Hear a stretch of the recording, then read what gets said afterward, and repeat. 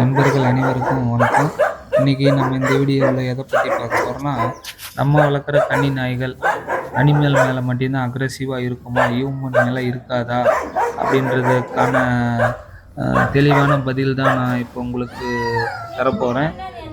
அதாவது 50% இனவழியை பொறுத்து ப்ளஸ் 50% நம்ம வளர்ப்பு முறையை பொறுத்து தான் அதனுடைய நாயினுடைய கேரக்டர் வந்து மாறுபடும். எதனால் இதெல்லாம் சொல்கிறேன்னா, நம்ம வளர்க்குற நாய்கள் எதுக்கு வளர்க்குறோம்? நம்ம காவலுக்கு வளர்க்குறோம்.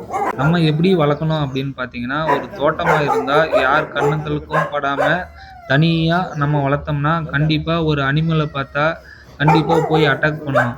அதே மாதிரி மனிதர்களை பார்த்தா கண்டிப்பாக குறைக்கும். ஸோ இது எல்லாமே நம்ம வேட்டை நாய்கள் கண்டிப்பாக செய்யும்.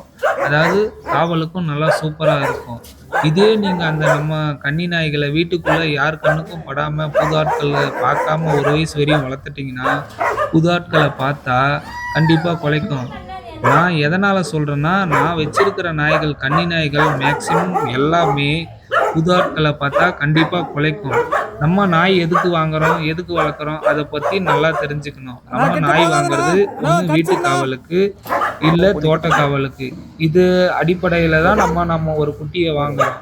அதாவது குட்டியிலிருந்து நம்ம எப்படி நம்ம பராமரிப்பு பண்ணுறோமோ அதை பொறுத்து தான் அந்த குட்டிகளும் அதனுடைய வேலைகளை கரெக்டாக செய்யும். நம்ம குட்டியிலேருந்து கரெக்டாக பராமரிப்பு யார் கண்ணுக்கும் படாமல் பராமரிப்பு பண்ணோம்னா கண்டிப்பாக மனிதர்களை பார்த்தா குலைக்கும். அதே மாதிரி தோட்டத்துலேயும் அதே மாதிரி கரெக்டாக பராமரிப்பு மெயின்டைன்ஸ் பண்ணி வச்சுருந்தோம்னா எந்த ஒரு விலங்குகள் வந்தாலும் கண்டிப்பாக அட்டாக் பண்ணும். புது ஆட்கள் வந்தாலும் குறைக்கும். ஸோ எல்லாமே நம்ம வளர்ப்பு விதம்னு ஒன்று இருக்குது. அந்த விதத்தை பேஸ் பண்ணி தான் அந்த நாய்களுடைய கேரக்டரும் மாறுபடும். இதில் எந்த மாற்று கருத்தும் இல்லை.